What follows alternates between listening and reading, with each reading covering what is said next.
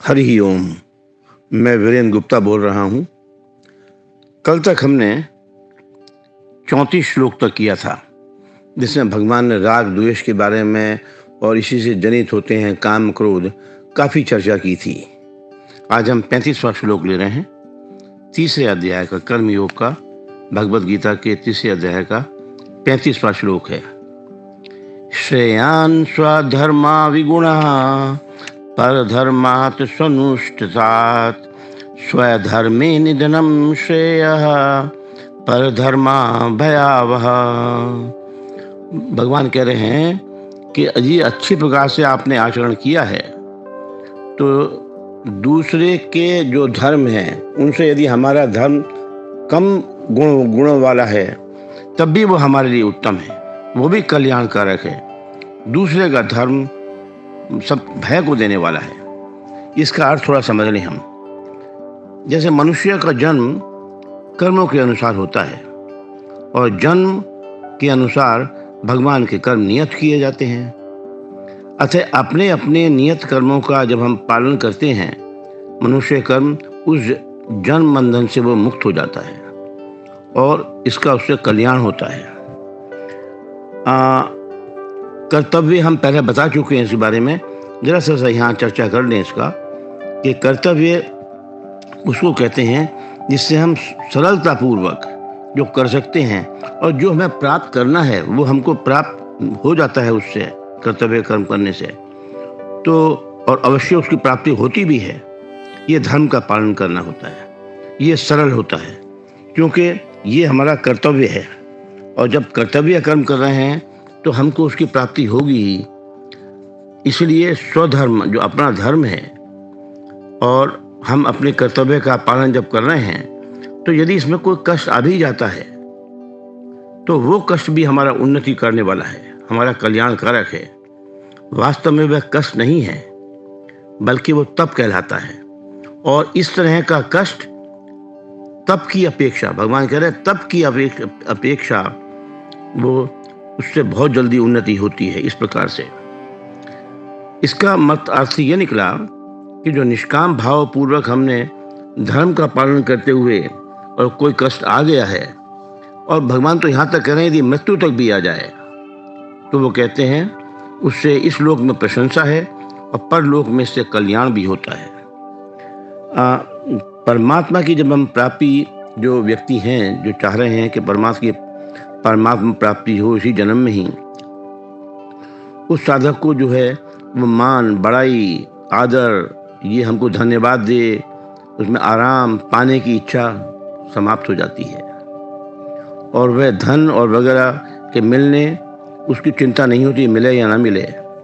और यदि मान लीजिए हमारे प्रारब्ध है, जैसे हम पहले कह चुके हैं, धर्म अर्थ काम और मोक्ष, और अर्थ और काम हम लेके आए हैं तो प्रारब्धवश जो मिल भी जाता है हमको तो मिल जाता है, उसमें उसे कोई प्रसन्नता नहीं होती कि हाँ था प्रारब्धवश मिला है, और इससे उसका जो ध्यान है कि परमात्मा प्राप्ति में, उसमें उसको सहायता मिलती है और धन और मान वगैरह की प्राप्त करने से उसे नहीं मिलता है। ऐसे ही परमात्मा प्राप्ति का जब हमारा लक्ष्य हो जाता है संसार में तो ये पराजय, हानि, जो कष्ट आते हैं उसके होने पर साधक के जो व्यक्ति है उसके अंतःकरण में स्वाभाविक ही प्रसन्नता रहती है। और अंतःकरण की बात हम पहले कर चुके हैं काफ़ी और आगे भी करेंगे, अभी यहाँ नहीं कर रहे। और उसके मिलने ना मिले, मतलब अनुकूल है या प्रतिकूल है, इसकी परिस्थितियाँ उसके लिए साधन सामग्री हो जाती हैं। यदि हम स्वार्थ भाव से का ध्यान रखते हुए, स्वार्थ भाव रखते हुए त्याग करके परहित के लिए अपने धर्म का पालन करें तो उसके लिए कहीं कोई भय नहीं है। फिर से सुन लें इस बात को, ये बहुत ही मुख्य बात है। यदि हम स्वार्थ भाव का त्याग करके, स्वार्थ भाव ना हो हमारा, और परहित के लिए स्वधर्म पालन करें तो वो हमारे लिए कल्याणकारक होगा। इसमें भगवान ये कह रहे हैं कि देखिए, योगी होना स्वधर्म है, भोगी होना परधर्म है। ऐसे ही निर्लिप्त होना, मतलब किसी चीज से लिप्सा ना करना, वो स्वधर्म है। लिप्सित होना परधर्म है। सेवा करना स्वधर्म है। कुछ ना चाहना परधर्म है। रागी होना परधर्म है। प्रेमी होना स्वधर्म है। निष्काम भाव से किया गया, निस्वार्थ भाव से किया गया कर्म हमेशा स्वधर्म है। और इच्छा, कामना, ममता, आसक्ति ये करना परधर्म है। तो ये हमको नहीं। जब हम स्वधर्म का पालन करने में हम स्वतंत्र हैं, इसमें परमात्मा की कोई वो नहीं है। क्योंकि अपना जब हम कल्याण करने में जो हमारे शरीर, इंद्रियां, हमारे मन, बुद्धि, इसकी आवश्यकता नहीं है। इससे तो हमको विमुखी होना है, दूरी होना है। इसलिए पर धर्म का पालन करने में मनुष्य परतंत्र है, क्योंकि इसमें शरीर, इंद्रियां, मन आदि ये सब इनकी आवश्यकता होती ही नहीं है। और अंत में इसी बारे में ही भगवान ये कह रहे हैं कि जब हम स्वधर्म में स्थित रहते हैं, कितना भी कष्ट आ जाए, कितना भी शरीर छूट जाए, तो सब कल्याण करने वाला है। लेकिन पर धर्म के संबंध में तो सुख सुविधा होने पर भी वो भयानक है। वो बार बार जन्म मरण के चक्कर में डालने वाला है। संसार में जितने भी दुख, शोक, चिंता हैं, वे सब परधर्म का आश्रय लेने से तो हैं।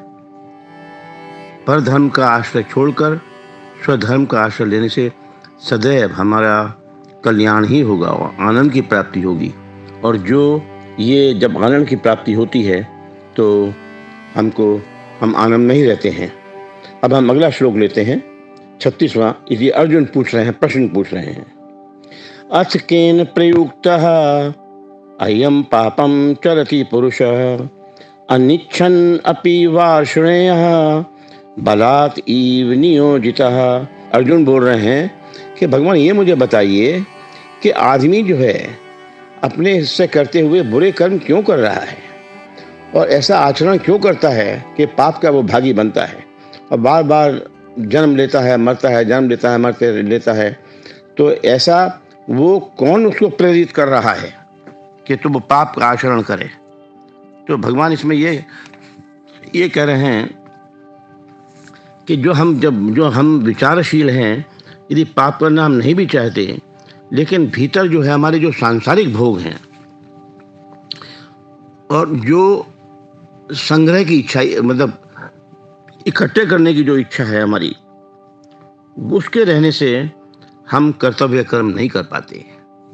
और जो कि कर्तव्य कर्म नहीं कर पाते तो हम फिर पाप कर्म कर बैठते हैं, हम पाप कर्म करने बैठते हैं। पापों में के पीछे जो सबसे छुपा हुआ है चीज़ है वो है काम। और इसका काम का क्या अर्थ है? सांसारिक सुख भोग और संग्रह की कामना, इकट्ठा करें हम उसको। तो इसके लिए ही आज हम यहीं पर ही समाप्त करते हैं। भगवान इसका उत्तर देंगे अब अगले श्लोक में। तो भगवान अर्जुन यही पूछ रहे हैं कि पाप, मनुष्य पाप कर रहा है, वो सोचता नहीं है कि मुझे जो है बहुत ही कष्ट देगा, ये हर प्रकार से जन्म बंधन में लाता रहेगा और आवागमन का चक्र जारी रहेगा। तो इस प्रकार से इससे कैसे छुटकारा मिले? कौन करवा रहा है उससे पाप ये? और कल हम चर्चा करेंगे जब भगवान बोलते हैं अपने 37वें श्लोक से। हरि ओम। आपके अंदर जो परमपिता परमात्मा विराजमान हैं, उनको मैं प्रणाम करता हूँ। मेरा प्रणाम स्वीकार करें। हरि ओम।